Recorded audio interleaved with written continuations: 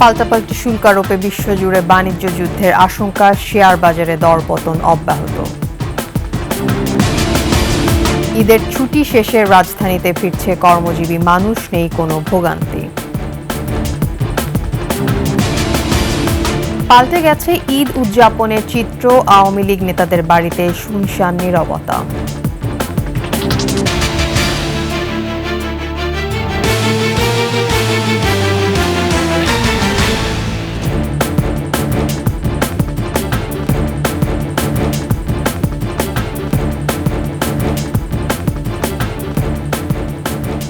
শুনছিলেন সংবাদ শিরোনাম। আমন্ত্রণ 21-এর সংবাদ, আপনাদের সাথে থাকছে আমি তাসনিম আফিফা।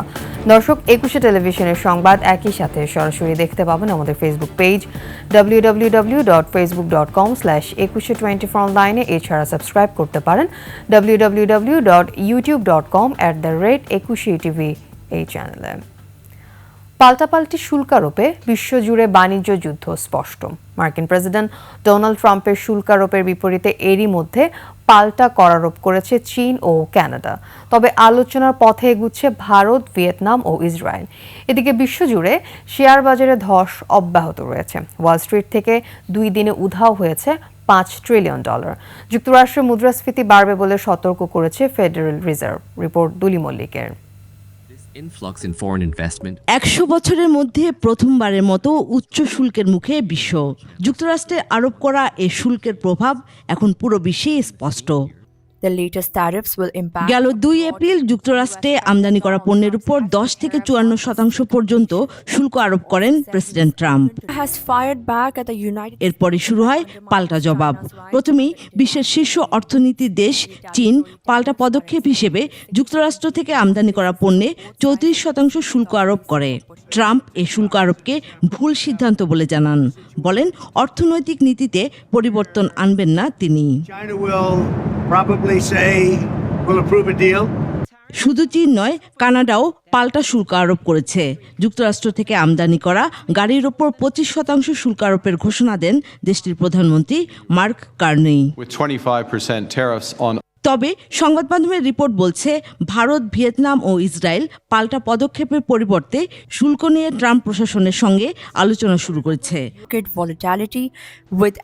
ট্রাম্পের শুল্ক আরোপের প্রভাবে দ্বিতীয় দিনেও টালমাটাল বৈশ্বিক শেয়ার বাজার। ডাও জোন্স 5%, S&P ও নাসডাক কমেছে প্রায় 6%। এদিকে খোদ যুক্তরাষ্ট্র প্রভাব স্পষ্ট। ফেডারেল রিজার্ভের প্রধান এরই মধ্যে মুদ্রাস্ফীতি বাড়তে পারে বলে সতর্ক করেছেন। দুলি মল্লিক, ডেস্ক রিপোর্ট, 21 টেলিভিশন। সড়ক পথে স্বস্তিতে রাজধানীতে ফিরছেন মানুষ। রাস্তায় নেই কোনো যানবাহনের চাপ। সকাল থেকে গাজীপুরের ঢাকা টাঙ্গাইল মহাসড়কের চন্দ্রা ও ঢাকা ময়মনসিংহ মহাসড়কের চান্দনা চৌরাস্তা দিয়ে ভোগান্তি ছাড়াই ফিরছেন কর্মজীবীরা। উত্তরবঙ্গের প্রবেশদ্বার ঢাকা টাঙ্গাইল মহাসড়কের চন্দ্রাতে নেই যানবাহন বা মানুষের চাপ। তবে ঢাকা টাঙ্গাইল যমুনা সেতু মহাসড়কে ঢাকামুখী যানবাহনের চাপ বাড়ছে। অনেকে ঈদ শেষে কর্মস্থলে যোগ দিতে আগেই ফিরেছেন। এদিকে রাজবাড়ীর দৌলতদিয়া ঘাটে নেই কোনো যানজট বা অপেক্ষমান যানবাহনের সারি। সকাল থেকে নৌরুটে 22টি লঞ্চ ও 17টি ফেরি চলাচল করছে। জামালপুর থেকে রাস্তাঘাট ফাঁকা আছে, ফ্রিভাবে আসতে পারছে। ভালো, রাস্তাঘাট খুব ভালোই আছে। তুলনামূলকভাবে একটু বাড়তি, বেশি না তেমনটা, ওই 30% মতো বাড়া নিচ্ছে আর কি। টাঙ্গাইল থেকে আসলাম, চান্দারা নামলাম, রাস্তাঘাট একবার ফাঁকা। দর্শক, রাজধানীর মহাখালী বাস টার্মিনালে আছেন সহকর্মী সিরাত আল মুস্তাকিম। সরাসরি চলে যাচ্ছি তার কাছে।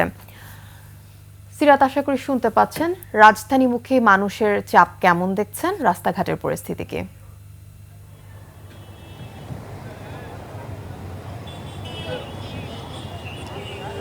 আফিফা, একটু জানিয়ে রাখতে চাই, রেলপথ নৌপথের মতোই সড়ক পথেও কিন্তু যাত্রীদের মাঝে স্বস্তির ছাপ আমরা দেখতে পাচ্ছি। অন্যান্য বারের তুলনায় এবছর কিন্তু রেলপথ, নৌপথ এবং সড়ক পথে এই 3টি মাধ্যমেই কিন্তু যাত্রীদের চোখে মুখে আমরা স্বস্তির ছাপ দেখতে পাচ্ছি এবং কোনো ধরনের ভোগান্তি ছাড়াই কিন্তু তারা পরিবার পরিজনের সাথে ঈদ আনন্দ উদযাপন করে আবারও কর্মব্যস্ততার মাঝে ঢাকা শহরে ফিরছেন। অর্থাৎ দীর্ঘ 9 দিনের যে লম্বা একটি ছুটি, সেই ছুটি শেষ করে আজকেই কিন্তু সেই ছুটির শেষ দিন। কালকে থেকে কিন্তু অফিস আদালত খুলে যাবে। সেই অফিস আদালত খোলাকে কেন্দ্র করে কিন্তু আজকেই রাজধানীতে ঢাকার বাইরে থেকে উপচে পড়া ভিড় আমরা লক্ষ্য করছি। ঢাকার বাইরে থেকে যাত্রীরা আসছেন। আমরা সকালে কমলাপুরে দেখেছি, সেখানেও কিন্তু আমরা দেখেছি যে যাত্রীদের ভিড়, লঞ্চেও কিন্তু একই অবস্থা এবং সড়ক পথেও কিন্তু আমরা দেখতে পাচ্ছি যাত্রীদের ভিড়। তবে এই ভিড়ের মধ্যেও কিন্তু কোনো ধরনের কোনো অস্বস্তি বা কোনো ধরনের কোনো ভোগান্তিতে পড়ছে না যাত্রীরা। তাদের সাথে কথা বলে যতটুকু জানতে পেরেছি, যানজটও নেই এবং নির্বিঘ্নে তারা কিন্তু ঢাকাতে ঢুকছেন।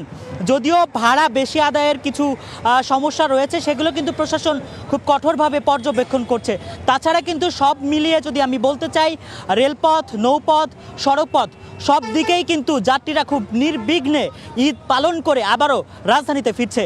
আফিফা, ঈদ যাত্রা শেষ করে যারা ঢাকাতে ফিরছেন তাদের সর্বশেষ তথ্য মহাখালী থেকে এই ছিল আমার কাছে।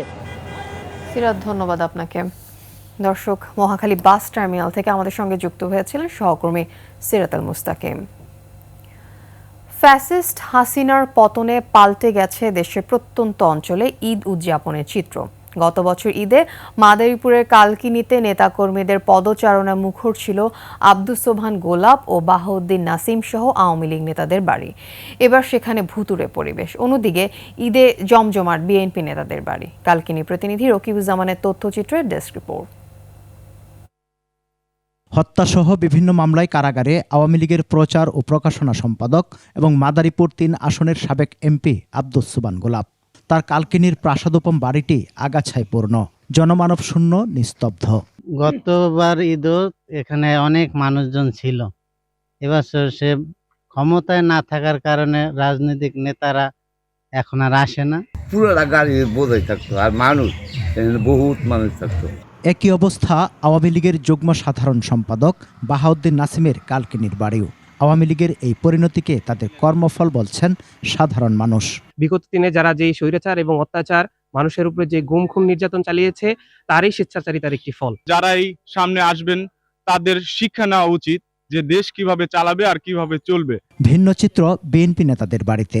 16 বছর পর ঈদে নেতাকর্মীদের নিয়ে উৎসব আমেজে তারা। নতুন পরিবেশে ঈদ উদযাপন করতে পেরে নেতাকর্মীদের নিয়ে খুবই আনন্দিত। ফ্যাসিস্ট মুক্ত বাংলাদেশে একটি সুন্দর, একটি জাঁকজমকপূর্ণ ভাবে আমরা একটি সবাইকে নিয়ে আমরা একটা চমৎকার একটি আনন্দঘন পরিবেশের মধ্যে আমরা একটি ঈদ উদযাপন করলাম। আওয়ামী লীগের এই পরিণতি থেকে রাজনীতিবিদদের শিক্ষা নেওয়ার পরামর্শ সাধারণ মানুষের। সমর ইসলাম, ডেস্ক রিপোর্ট, 21 টেলিভিশন। শেষ করছি 21 সংবাদ। যাবার আগে সংবাদ শিরোনামগুলো আরও একবার। পাল্টাপাল্টি শুল্ক আরোপে বিশ্বজুড়ে বাণিজ্য যুদ্ধের আশঙ্কা, শেয়ার বাজারে দরপতন অব্যাহত। ঈদের ছুটি শেষে রাজধানীতে ফিরছে কর্মজীবী মানুষ, নেই কোনো ভোগান্তি। পাল্টে গেছে ঈদ উদযাপনের চিত্র, আওয়ামী লীগ নেতাদের বাড়িতে শুনশান নীরবতা।